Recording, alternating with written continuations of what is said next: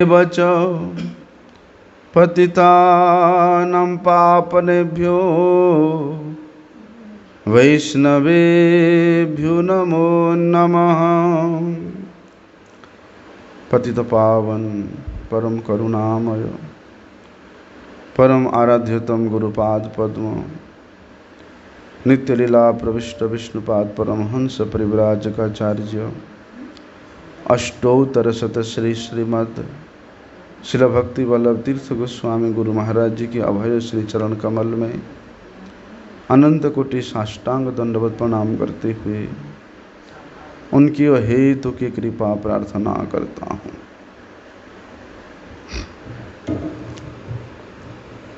तो कल हम लोग श्रवण किया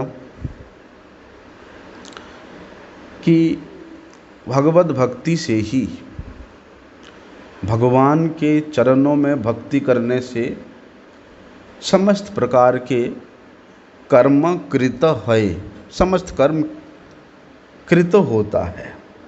मतलब मनुष्य कर्म किस लिए करता है? दुख की निवृत्ति और सुख की प्राप्ति के लिए मनुष्य इस संसार में कर्म करता है। लेकिन श्रीमद् भागवत बताते हैं कि भगवान ब्रह्म काजेन त्रिअन्वीक्ष्य मनीषया तत् अध्यवसत कुटस्थो रतिर आत्मन जतो भवेत, कि भगवान के चरणों में भक्ति करने मात्र से जीवों की आत्यंतिक दुख की निवृत्ति और नित्य सुख की प्राप्ति होती है। तो वे भगवत भक्ति का स्वरूप क्या है, वे भगवत भक्ति है क्या, उसके बारे में आज हम लोग श्रवण करेंगे। कहते हैं भगवान के भक्ति दूसरे किसी साधन की अपेक्षा नहीं रखती। कर्म की, ज्ञान की, योग की, तपस्या की, किसी साधन की अपेक्षा नहीं रखती। क्यों? क्योंकि वे स्वयं ही पूर्ण है। जिस प्रकार भगवान सर्वशक्तिमान है, जिस प्रकार भगवान परिपूर्ण तत्व है, उसी प्रकार भगवान की ये एक स्वप्रकाशक वृत्ति होने के कारण ये भक्ति भी परिपूर्ण तत्व है। इसलिए भक्ति रूप साधन दूसरे किसी साधन की अपेक्षा नहीं रखती। लेकिन ज्ञान, कर्म, योग ये समस्त साधन भक्ति के बिना अधूरा रहती है। अगर कर्मी हो, ज्ञानी हो, चाहे योगी हो, अगर वे केवल ज्ञान, केवल योग, केवल कर्म का ही आश्रय लेता है तो उसको शुष्क ज्ञान कहते हैं, शुष्क योग कहते हैं। लेकिन जब वे कर्म के साथ भक्ति युक्त हो जाता है, वे कर्म योग है। ज्ञान के साथ भक्ति युक्त हो जाता है तो वे ज्ञान योग है। उसी प्रकार योग के साथ भक्ति का युक्त हो जाता है तो वे है तपस्या योग है। भगवान के जो 3 स्वरूप शास्त्र में बताए हैं, ब्रह्मेति भगवान, ब्रह्मेति परमात्मेति भगवानेति शब्दयते, बोलते हैं भगवान के ये ब्रह्म स्वरूप का, परमात्मा स्वरूप का और भगवान स्वरूप का अनुभव तभी होता है जब वे कर्मी भक्ति से युक्त होता है, वे योगी भक्ति से युक्त होता है, तभी वे भगवान के ब्रह्म स्वरूप का अनुभव करता है। वे योगी, वे ज्ञानी तभी भगवान के उस परमात्मा तत्व का अनुभूत करता है जब वे भक्ति का युक्त होता है।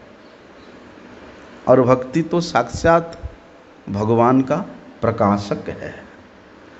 इसलिए वे भक्ति की साधन दूसरे किसी साधन की अपेक्षा नहीं रखती। दूसरी बात यह है कि देश काल नियम नहीं सर्वसिद्धि होय। वे भक्ति का यजन करने के लिए कोई देश काल पात्र, ये कोई विशेष स्थान की कोई आवश्यकता नहीं होता है, उसके भी अपेक्षा नहीं रखती ही।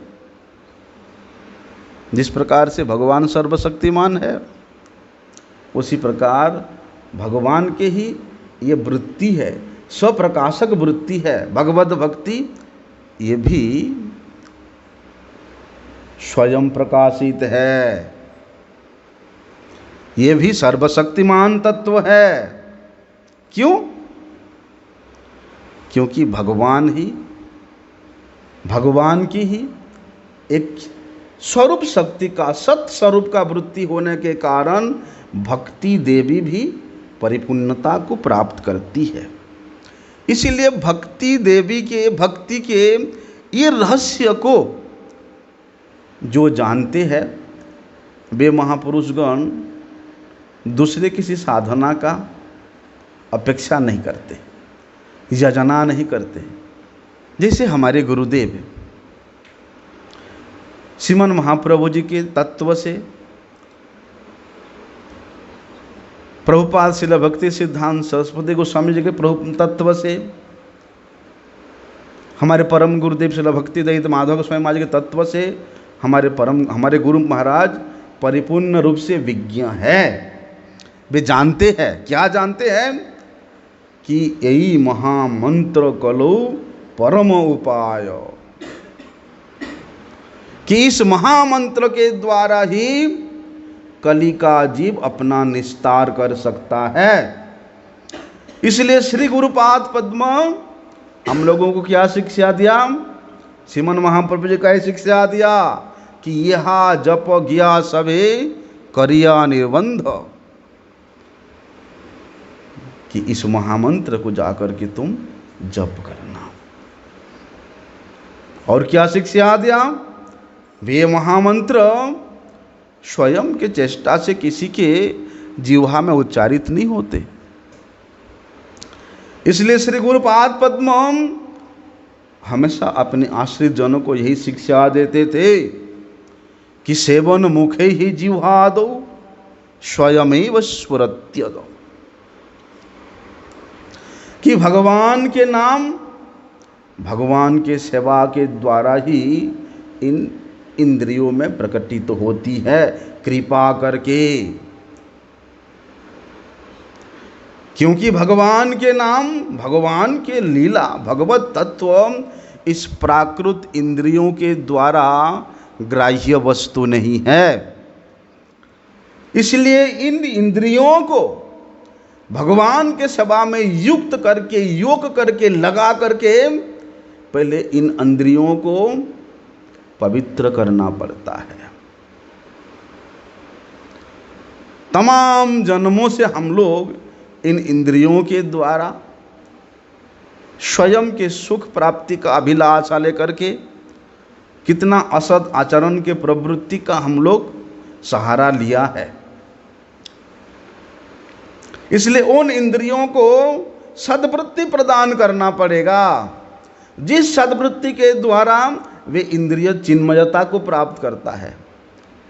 और ऐसी चिन्मय अवस्था में ही भगवान के नाम, भगवान के तत्व और साधक के हृदय में प्रतिफलित होती है, अनुभूत होती है। इसलिए जिन महाजनों ने इस भक्ति के महिमा को, इस भक्ति के तत्व को, इस रहस्य को जानते हैं, वे भक्ति का ही आश्रय लेकर, वे भक्ति का ही प्रचार किया है, वे भक्ति का ही आचरण किया है।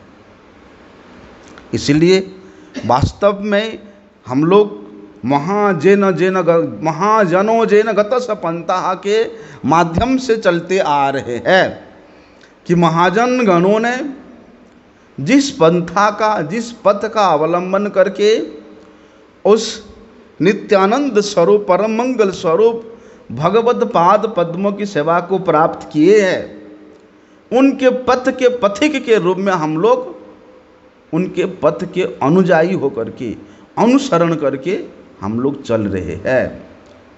इसलिए महाजन कौन है उसको जानना पड़ेगा, क्योंकि महाजनों के अनुगत हुए बिना, उनके पदांग का अनुसरण करके बिना उस श्रेष्ठ तत्व भक्ति को हम लोग कभी प्राप्त नहीं कर सकते। इसलिए हम लोगों को समझना पड़ेगा कि वे महाजन कौन है। बोलते जिन्होंने इस विशुद्ध भक्ति के मार्ग का आश्रय लिया है, जिन्होंने इस निष्किंचन भक्ति के मार्ग का आश्रय लिया है, बोलते वे ही महाजन है। निष्किंचनस्य न वृणीते जावत, ऐसे निष्किंचन महाजनों के चरणों के धूल में जब तक अवगाहन नहीं करेंगे, तब तक कितना भी तपस्या कर लो, कितना भी दान पुण्य कर लो, कितना भी ज्ञान योग का आश्रय ले लो, कुछ फायदा नहीं है। इसलिए वहां पर जड़ भरत जी महाराज राजा राहुगण को बताते हैं कि राहुगणई तो तपसा न जाति न चैर्जया निर्वा प्रियाद गुणाद बा, कि महाराज आप कितनी भी तपस्या कर लो, कैसी तपस्या, पानी के अंदर में डूब करके कर लो, अपने चारों तरफ आग जला करके बीच में बैठ के कर लो तपस्या, गर्मी के दिन में एकदम तपे हुए बालू में बैठ के तपस्या कर लो, बोलते कुछ फायदा नहीं है जब तक निष्किंचना नाम न वृणीते जावत, निष्किंचन महाजन भगवत भक्तों की चरणों के आश्रय नहीं करोगे, उनके शिक्षा के द्वारा अपने आप को अनुशासित नहीं करोगे, तब तक कोई फायदा नहीं है। इसलिए कौन है महाजन? श्री नारद जी, प्रहलाद महाराज, ध्रुव महाराज, उद्धव जी, सुखदेव गोस्वामी हैं, श्री जामुनाचार्य जी, रामानुजाचार्य जी हैं, श्रील भक्ति सिद्धांत सरस्वती ठाकुर प्रभुपाद जी, हमारे परम गुरु जी गुरुदेव, बोलते ये सब वैष्णव आचार्यगण ये एकमात्र भक्ति का ही आश्रय ग्रहण किया है और एकमात्र शुद्ध भक्ति का ही प्रचार किया है। इसलिए इन्हीं के आचार के द्वारा, इन्हीं के प्रचार के द्वारा, क्यों? क्योंकि आचरण मुखे हुए प्रचार विशेष, आचरण नहीं करने से प्रचार नहीं किया जा सकता। अगर कोई व्यक्ति कर्मी है, कर्म का आश्रय लिया है, कर्म के द्वारा ही वे अपने आप को पुष्ट करता है, वे व्यक्ति कभी भी शुद्ध भक्ति का प्रचार नहीं कर सकता। क्या आश्रय करना पड़ेगा? भगवान कपिल देव बताते हैं कि मत आश्रया कथा मृष्टा शृण्वन्ति कथयन्ति च, कि जो केवल मात्र मेरे आश्रय में रह करके मेरे ही कथा का श्रवण करता है, मेरे ही कथा उसके जीवन स्वरूप है, मेरे कीर्ति को, मेरे वार्ता को छोड़ करके वो और किसी भी वस्तु का आश्रय नहीं लेता, ऐसे व्यक्ति क्या करते हैं? मत्कृतम त्यक्त कर्मानम त्यक्त स्वजन बांधवा। ऐसे व्यक्ति मेरे लिए, मेरे सुख के लिए अपने कर्म तक त्याग देते हैं, अपने स्वजन बांधव तक त्याग देते हैं, ऐसे कि अपने स्वयं के शरीर का भी कोई रक्षणाबेक्षणा नहीं करते हैं। क्यों? क्योंकि उनका परिपूर्ण विश्वास है कि मेरे पाद पद्मों के आश्रय में आने के बाद वहाँ किसी प्रकार का शोक नहीं रहता, वहाँ किसी प्रकार का दुख नहीं रहता। क्यों? क्योंकि वे भक्ति अनुभव किया है भक्ति के द्वारा कि मेरे पाद पद्म का छाया अमृत स्वरूप है, अशोक अभय अमृत आधार, तुम्हार चरण द्वय तहाँ ते कौन शरण लभियाम छाड़िनु भवेर भय। इस संसार में बार बार जन्म लेना, मृत्यु को प्राप्त होना, यही भव भय है। इस संसार में आकर के उस त्रिताप में दग्धीभूत होना, यही भव भय है। तो यही भव भय से मुक्त होने का केवल मात्र एक ही उपाय है, वे है भगवान के उन सुशीतल चरण छाया के तल में जब हम अपने आप को स्थित करेंगे। इसलिए तमाम शास्त्र, तमाम संत ऋषिगण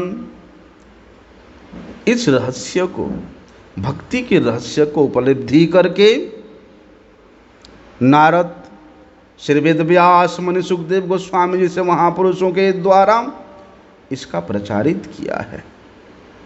और स्वयं भगवान ही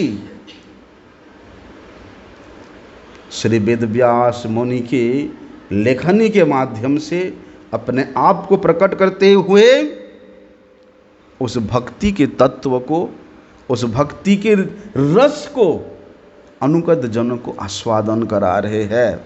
वे कौन है? कलियुग पावन अवतार भगवान श्री चैतन्य महाप्रभु जी। इसलिए श्री चैतन्य महाप्रभु जी के परम प्रिय कृपा पार्षद श्री रूप गोस्वामी जी ने श्री भक्ति रसामृत सिंधु ग्रंथ में भक्ति के तत्व को, भक्ति के महात्म्य को, भक्ति के स्वरूप को बड़े ही सुंदर रूप से वर्णन किए हैं। क्यों? क्योंकि श्री रूप गोस्वामी जी ही एकमात्र ऐसे भगवत पार्षद है जिनको श्रीमन महाप्रभु जी अपने हृदय के अंदर प्रवेश करने का अधिकार दिया है। अन्यथा श्रीमन महाप्रभु जी के हृदगत भाव को कौन जान सकता है? रथ यात्रा के समय में श्रीमन महाप्रभु जी के हृदय अंतर में कौन सी भाव का तरंग वहाँ प्रवाहित हो रहा है, उसको कौन जान सकता है? स्वयं रूप गोस्वामी जी ने राधाकांत भाव सुवलित भगवान श्री गौरांग महाप्रभु जी के उस ब्रज लीला के भाव को, श्रीमती राधा रानी के उन अंतरंग दासियों के जो भाव है उसको जान करके वे उसको लिपिबद्ध किए हैं उज्ज्वल नीलमणि ग्रंथ में। इसलिए कविराज गोस्वामी जी भी वहाँ वर्णन करते हैं कि श्री रूप हृदय प्रभु शक्ति संचारिला, सर्व तत्व निरूपण प्रवीण करिला। स्वयं श्रीमन महाप्रभु जी रूप गोस्वामी जी को अपने हृदय में प्रवेश करा करके, अर्थात उनके हृदय में शक्ति संचारित करके भक्ति के समस्त प्रकार के तत्व को निरूपण करने के लिए उनमें उनको प्रवीण किया। इसलिए भक्ति के क्या सिद्धांत है, भक्ति के क्या तत्व है, उसको विश्वनाथ चक्रवर्ती पाद ने यह माधुर्य कादम्बनी ग्रंथ में वर्णन करते हुए कहते हैं,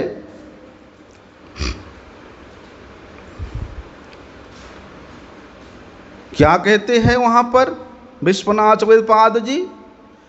कि भक्ति देवी ये स्वयं प्रकाशित है। भक्ति देवी को अपने हृदय में प्रकाशित करने के लिए किसी की सामर्थ्य नहीं है। किस प्रकार वर्णन करते हैं? तस्य भगवत एव तद्रूपया भक्तिरपि सप्रकाशता सिद्ध्यर्थमेव हेतुत्वानपेक्षता तथापि यतो भक्तिरधोक्षजेय हेतुक्य प्रतिहता इत्यादो हेतुम विनिवाविर्भावतीति तत्रार्थः तत्रैव यदृच्छया मत कथादौ मत भक्तिंच यदृच्छया यदृच्छेयोपवच्चित्ताः इत्यादिदपि यदृच्छेत्यस्य स्वाच्छन्द अनन्य इत्यर्थः यदृच्छ्वासरेत्यैर इत्यम अभिधानात्। वहाँ वर्णन करते हैं कि सर्वशक्तिमान भगवान के भांति उनके ही स्वरूप शक्ति की वृत्ति, ये भक्ति स्वयं प्रकाशक है, स्वयं प्रकाशित होती है। जिस वृत्ति का साधक के हृदय प्रकाशित होने मात्र से उस साधक के प्रत्येक इंद्रियों के वृत्ति, उन साधक के मन के वृत्ति उसी प्रकार भगवान के चरणों की ओर धावित होती है, जिस प्रकार समस्त नदियां उन महासमुद्र से मिलने के लिए धावित होती है। लेकिन उस वृत्ति को कैसे जागरण करे? एक ही आधार है, भक्तिस्तु भगवद भक्त संगेन परिजायते। केवल मात्र जो भक्तिमान पुरुष है, जिन्होंने केवल मात्र शुद्ध भक्ति का आश्रय लिया है, ऐसे शुद्ध भक्तों के अनुगत्य स्वीकार माध्यम से ही, उनके संग के माध्यम से ही वे भक्ति साधक के हृदय में प्रकाशित होती है। इसलिए भगवान कपिल देव अपनी माता देवहूति को इसी बात बताते हैं, सताम प्रसंगान मम वीर्य संविदो भवन्ति हृद कर्ण रसायना कथा। सताम प्रसंगान, सताम कौन है? यही संत है जिन्होंने भक्ति का आश्रय लिया है।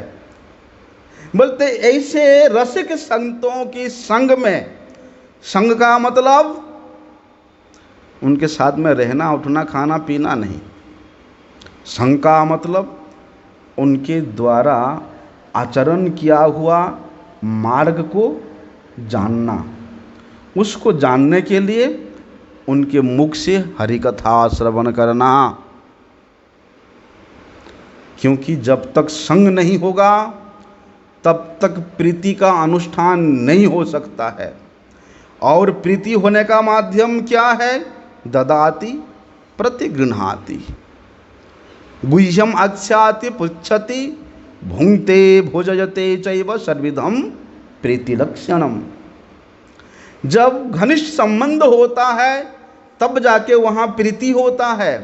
और संतों के साथ इस प्रकार का घनिष्ठ संबंध प्रीति होने का माध्यम एक है, वो है उनके मुख से हरि कथा सुनना, उनके द्वारा भगवान के कीर्ति का आलापन करना। बोलते ऐसे संग से क्या होता है? भगवान कहते हैं मम वीर्य संविदो, मेरे जो वीर्यवती कथा होता है, मेरे जो हृदय और कर्ण को रसायन करने वाली कथा होती है, वो क्या करती है? बोलते वे जीव के हृदय में प्रवेश करके उसके हृदय के समस्त प्रकार के अनर्थ को, अनर्थ क्या है आप लोग जानते हो, 4 प्रकार के अनर्थ है। उस दिन महाराज इसी बात को आप लोगों को समझा रहे थे। बोलते ये अनर्थ दूरीभूत होकर के श्रद्धा रति भक्ति अनुक्रमिष्यति। वहाँ पर श्रद्धा होती है, रति होती है, भक्ति होती है, जिसको कि रूप गोस्वामी जी ने वर्णन किया, आदौ श्रद्धा ततः साधु संग अथ भजन क्रिया। बोलते इस क्रम का प्रादुर्भूत होकर के फिर वहाँ भगवान के चरणों में भाव होती है, प्रेम फल की प्राप्ति होती है। इसलिए वे भक्ति स्वप्रकाशिका है, किसी की अपेक्षा नहीं करती। कहते हैं श्रीमद् भागवत में भी इस भक्ति देवी के महिमा को वर्णन करते हुए वेदव्यास मुनि वहाँ कहते हैं कि यतो भक्तिर अधोख्यजे शवै पुंसाम परो धर्मो यतो भक्तिर अधोख्यजे। बोलते मनुष्य मात्र का एकमात्र शेष श्रेष्ठ धर्म है अधोख्यज भगवान के चरणों में भक्ति करना। क्यों? भक्ति उत्पद्यते पुंसाम सर्वकर्मादि नाशनम। भक्ति भगवान अधोक्षज के चरणों में जिसका भक्ति उद्धृत हो गया है, उत्पन्न हो गया है, उसके संसार नाश होकर के उसके विपरीत भगवान के प्रति ममता हो जाती है, आसक्ति हो जाती है। जिस आसक्ति को प्राप्त करना ही, जिस रतिमति को प्राप्त करने के लिए ही इतना सब साधन है। इसलिए वहाँ रूप गोस्वामी जी वर्णन करते हैं कि भैया अगर तुम्हारा ये संसार के सुख भोग करने का इच्छा है, परिवार के प्रति, अपने पुत्र कन्या के प्रति, बंधु बांधवों के प्रति अगर तुम्हारा प्रीति है, प्रेम है, तो वहाँ मत जाना। कहाँ? जेवो नाको वृंदावने केसी घाट तीर्थे रसकास, गोविंद विग्रह धरी तथा याचैन श्री हरि। कि भैया वृंदावन में किसी घाट के पास में मत जाना। क्यों? क्योंकि वहाँ पर वे नटखट किस रूप में विराजमान है? गोविंद के रूप में विराजमान है। किस प्रकार सुंदर है वो! त्रिभंग भंगिमा रूप बंशीधारी अपरूप, ऐसा रूप लेकर के विराजमान है और उसके ऐसा वैचित्री है, उसके ऐसे तिरछी दृष्टि है, तिरछी चितवन है। और भैया उसके अधरामृत के वो सुंदर लालिमा को जो देख लेता है उसका तो संसार नाश हो जाता है, उसका सर्वनाश हो जाता है। क्या सर्वनाश होता है? संसार का नाश होता है। इसलिए भगवान कहते हैं ना, करोति भिक्षुम पतिगेहहीनम, कि मेरे आशा करने वाले व्यक्ति को मैं रास्ता का भिखारी बना देता हूँ। जे करे अमराज तार करी सर्वनाश, तब वो ना छाड़े आस तबे करी दासेर दास। तभी उसको भक्ति प्राप्त होती है। लेकिन धैर्य, उतना धैर्य कहाँ धारण करते? अरे मैं भगवान के लिए सब कुछ किया, भगवान के लिए संसार छोड़ दिया, भगवान के लिए मैंने अपने बंधु बांधव माता पिता छोड़ दिया है, और यहाँ इतना साल से मैं कर रहा हूँ, लेकिन क्या मिला मुझे? अपमान ही मिला, तिरस्कार ही मिला, लांछना ही मिला।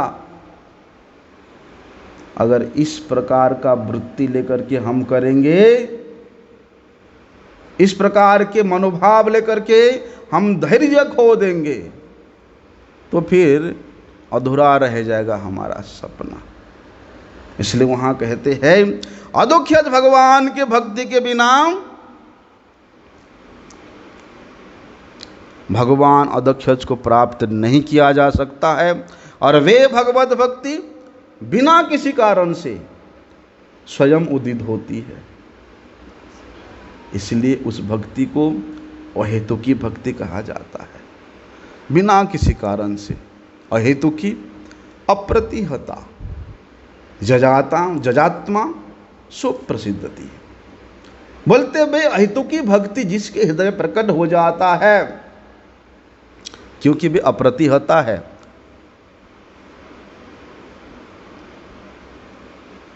उस भक्ति उदय होने वाला व्यक्ति के हृदय में कभी फिर कोई प्रतिहत नहीं कर सकता। चाहे कर्म हो, चाहे ज्ञान हो, चाहे तपस्या हो, चाहे मुक्ति हो, चाहे मोक्ष भी हो, उसको किसी प्रकार प्रतिहत नहीं कर सकता है। इसलिए भगवान कहते हैं कि ये जो 6 प्रकार के मुक्ति है, सालोक्य, साष्टि, सामुप्य, सारूपेकत्व अप्युत धीयमानम न गृह्णन्ति बिना मत सेवनम जना, कि मेरे भक्ति को प्राप्त हुए मेरे भक्त के सामने साक्षात एक मुक्तियां भी आकर के हाथ जोड़ के प्रार्थना करे कि मुझे ग्रहण करो, तो मेरे भक्त उस मुक्ति के तरह ऐसे मोड़ के भी नहीं देखते हैं। किसके बदले? मेरे सेवा के बदले। इसलिए वे अप्रतिहता है। उस भक्ति जागरित हृदय को कभी भी कोई कलुषित नहीं कर सकता है। इसलिए वहां कहते हैं यदृच्छया मत कथा दो, कि मेरे कथा के श्रवण से, मेरे कीर्ति के श्रवण के, मेरे गुण की कीर्तन से वे भक्ति इतना बलवती होती है, इतना शक्तिशाली होती है कि उस भक्त के सामने कितना भी लोभ आ जाए कोई उसको हिला नहीं सकता है। ऐसा जिस प्रकार भक्ति अटल होती है भगवान के चरणों में, उसी प्रकार अनन्य भक्ति का आश्रय लिए भक्त का संकल्प भी अटल होता है। चाहे उसके उस पथ पे कितना भी झड़ आए, बाधा आए, विघ्न आए, उससे कभी टस से मस नहीं होता है। इसलिए भगवान कहते हैं कि मेरे स्वरूप शक्ति, ये भक्ति देवी के कृपा से ही मेरे लीला कथा में श्रद्धा उत्पन्न होती है। अगर किसी का भगवान के कथा में, भगवत कथा में श्रद्धा उत्पन्न हुआ है तो समझना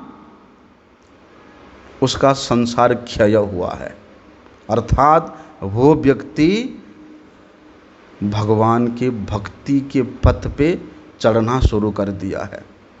इसलिए कहते हैं कि भैया संसार में तब तक कर्म करते रहना तावत कर्माणि कुर्वीत न निर्विद्येत जावता मत कथा श्रवणादौ वा श्रद्धा एव न जायते, कि तब तक तुम संसार में कर्म करते रहना जब तक उस कर्म के प्रति तुम्हारा विरक्ति ना हो जाए।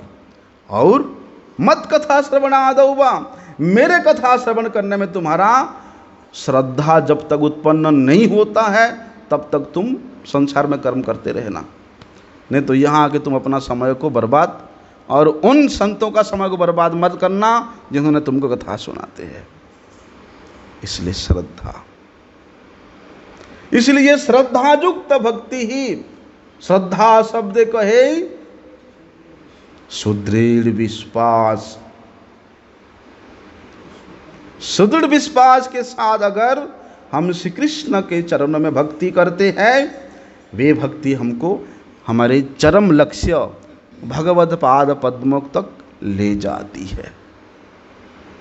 इसलिए कहते हैं मद भक्ति च यदृच्छया, यदृच्छा स्वच्छंदम एवं यदृच्छता उपचापरिति, कि मेरे भक्ति अपनी इच्छा से ही मेरे अनुगत जनों के हृदय में प्रकाशित होती है। वे स्वच्छंद रूप से वहाँ प्रकाशित होती है, अपने आप को प्रकट करती है। बिना किसी कारण से भगवान के भक्ति शरणागत जीव के हृदय में उदित होती है। क्योंकि यदृच्छा का अर्थ क्या है? स्वेच्छापूर्वक, अपनी इच्छा से। उनको जबरदस्ती भी नहीं ला सकते हो। भक्ति देवी को अपने हृदय में जबरदस्ती नहीं ला सकते हो, चुरा करके नहीं ला सकते हो, छुपा करके नहीं ला सकते हो, बलपूर्वक नहीं ला सकते हो। नहीं, वे अपनी इच्छा से प्रकाशित होती है। इसलिए भगवान जिस प्रकार से अपनी इच्छा से यदुवंश में और रघुवंश में, यदुवंश में भगवान श्री कृष्ण अवतार लेते और रघुवंश में भगवान रामचंद्र जी आविर्भूत होते हैं, और फिर भक्तों की अंतर में, भक्तों की अंतर हृदय में और भक्तों के बाह्य इंद्र में भी वे स्वेच्छापूर्वक स्फुरित होते हैं, अनुभूत होते हैं,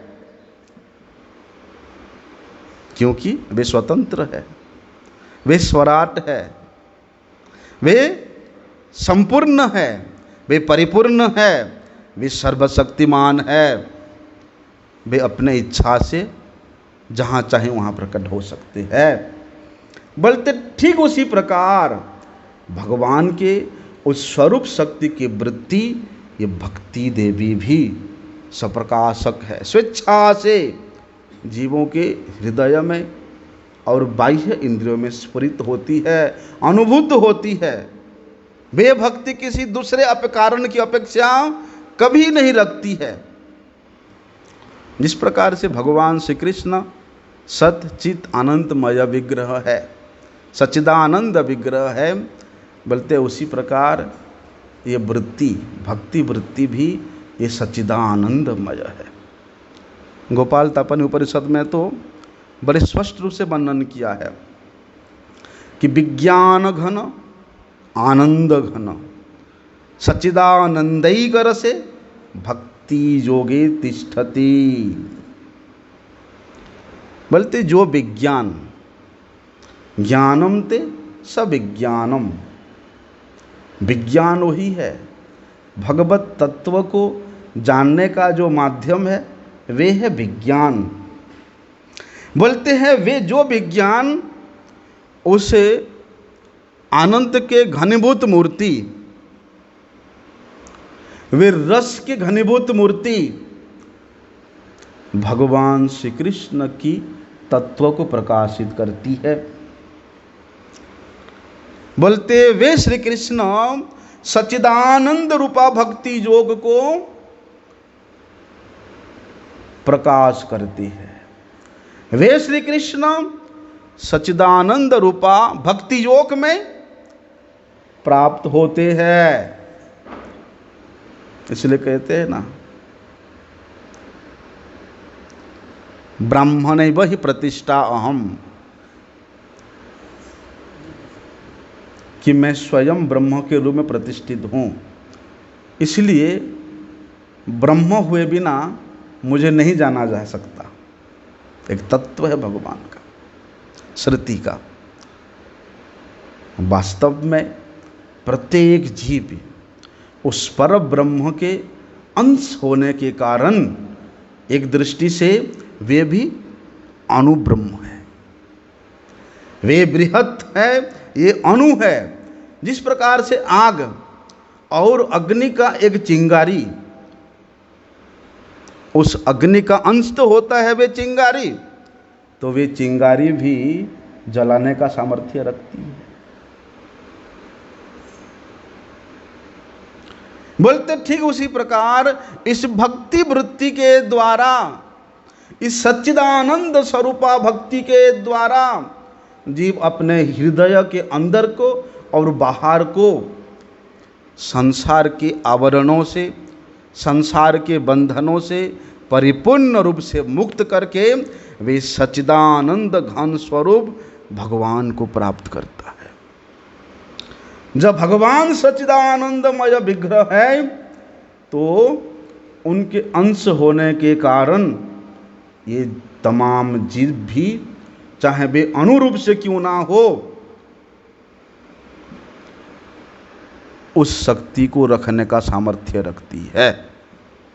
लेकिन जब जीव भूल जाता है, अरे मैं तो सच्चिदानंद भगवान के अंश हूं, मैं उनका दास हूं, उनका सेवक हूं, तभी वे अपने इस अचिंत्यता को, अपनी चिन्मयता को, अपनी सच्चिदानंदमयता को वे भूल जाता है, जिसके कारण उसको संसार के इस बंधन में बंधना पड़ता है। इसलिए यदि भक्ति ही सच्चिदानंदमय नहीं होती तो वे सच्चिदानंद स्वरूप भगवान का प्राप्ति नहीं करा सकती है। इसलिए भक्ति जिस प्रकार से परिपूर्ण सच्चिदानंदमय है, सदचित आनंद त्रिविध शक्ति से परिपूर्ण है, भगवान भी उसी प्रकार है। लेकिन यहां प्रश्न हो सकता है कि यदि भक्ति देवी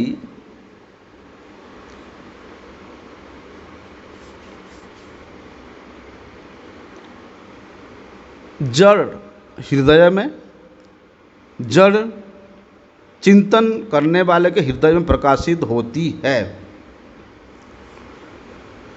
या साधकों के इस जड़ इंद्रियों के द्वारा वे भक्ति देवी प्रकाशित नहीं हो पाती है, तो फिर वो साधकों को या उस साधनों के द्वारा या उन साधना करने वाले व्यक्ति के इंद्रियों में वे किस प्रकार से आविर्भूत होती है? क्योंकि वे स्वेच्छा से आविर्भूत होती है, लेकिन जब तक जड़ता के प्रति साधक का इंद्रिय उन्मुख रहता है, तब तक उस सच्चिदानंदमय स्वरूपा भक्ति देवी उस साधक के हृदय में अनुभूत नहीं होती, प्रकट नहीं होती, आविर्भूत नहीं होती। इसके लिए कहते हैं, जैसे लोहार के वहाँ देखा होगा आपने, लोहा क्या करता है? लोहे को गर्म करता है, एकदम लाल कर देता है ना।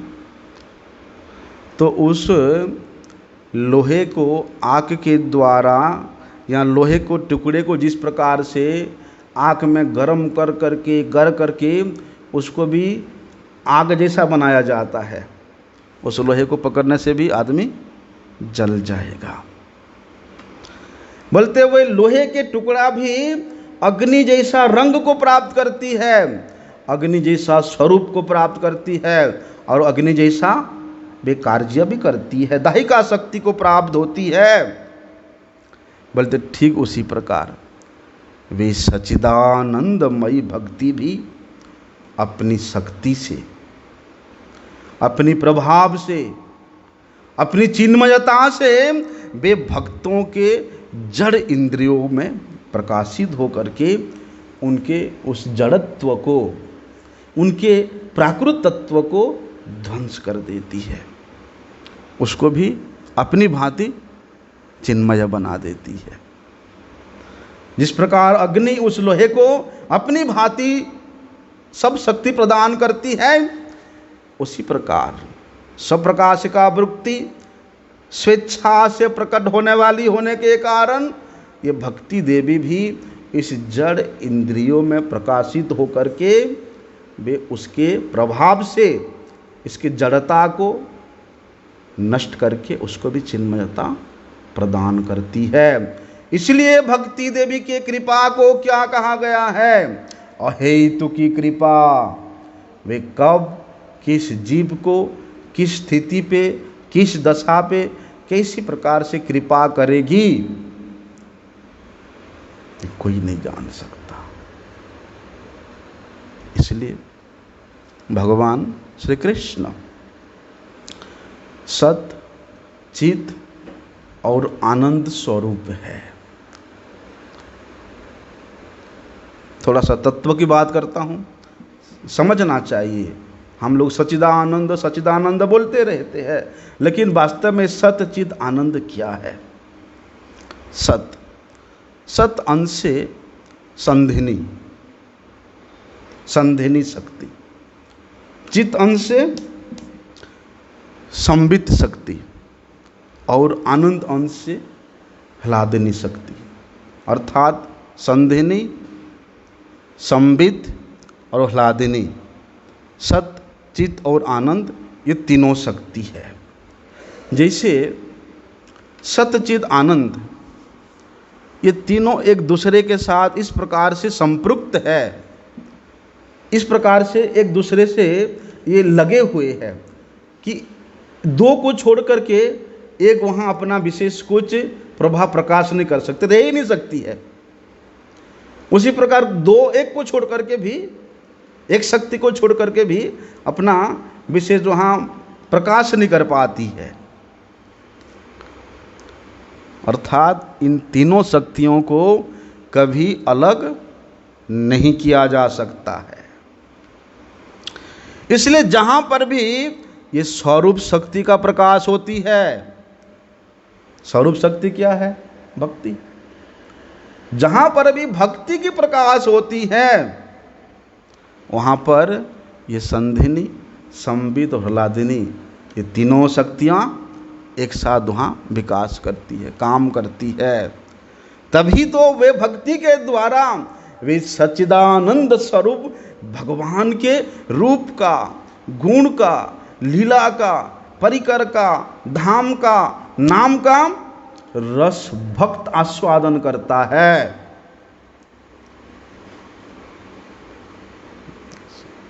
इसलिए उस पर ब्रह्म भगवान स्वयं प्रकाश है, उसी प्रकार उनके ये चित्त शक्ति भी स्वयं प्रकाश है। जैसे जो स्वप्रकाश वस्तु है वो तो अपने आप को प्रकाशित करती ही है। जैसे सूर्य देव विश्वप्रकाश वस्तु है। यद्यपि भगवान के प्रकाश से ही सूर्यदेव प्रकाशित होती है, लेकिन एक तत्व के लिए, उदाहरण के लिए बोला जाए तो सूर्य जिस प्रकार से स्वयं प्रकाश होकर के औरों को प्रकाशित करती है, इस विश्व के समस्त वस्तुओं को प्रकाशित करती है, बल्कि ठीक उसी प्रकार स्वप्रकाश वृत्ति भक्ति भी जीव के हृदय में प्रकाशित होकर के और सच्चिदानंद स्वरूप को प्रकाशित करती है, अनुभव कराती है।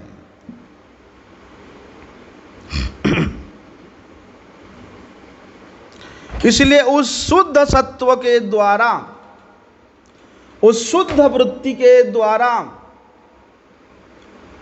शुद्ध सत्व स्थित भगवत स्वरूप की प्रकाश भी साधक के हृदय में होती है। उस वृत्ति को शुद्ध सत्व वृत्ति बोल के शास्त्रों में वर्णन किया गया है। इसीलिए भगवान के ये शुद्ध सत्व में ये तीनों शक्ति, संधिनी, संविद और आह्लादिनी, ये तीनों शक्तियाँ एक साथ रहते हुए भी प्रत्येक शक्ति की अभिव्यक्ति का परिमाण बोलते सब जगह में एक जैसा नहीं होता है। किसी भक्त के हृदय में मधुर भाव का, मधुर रस का भाव अत्यधिक होता है, तो किसी भक्त के हृदय में वात्सल्य भाव का रस अधिक होता है। बोलते एक साथ रहते हुए भी, एक साथ तीनों शक्तियों को अभिव्यक्ति होते हुए भी ये सब जगह में एक समान नहीं रहता है। कहीं कहीं ये तीनों समान रूप में व्यक्त होती है, तो कहीं कहीं ये प्रधान रूप में अभिव्यक्ति होती है। ये बड़े उच्च कोटि की तत्व है, सिद्धांत है, जिसको चक्रवर्ती पाद जी ने बड़े सुंदर रूप से व्याख्या किया है।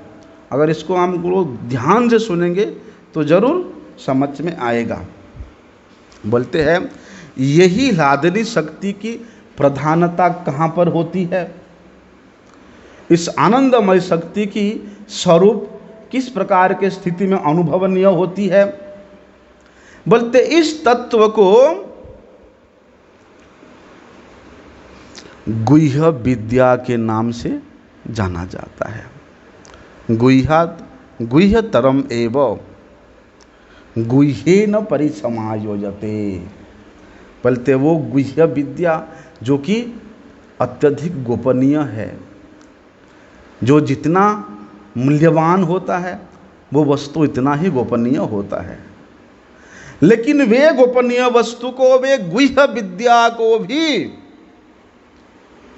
परम कारुणिक होने के कारण स्वयं भगवान श्री चैतन्य महाप्रभु इस जगत के जीवों को ऐसे खुले हाथ से बांटा, लुटाया।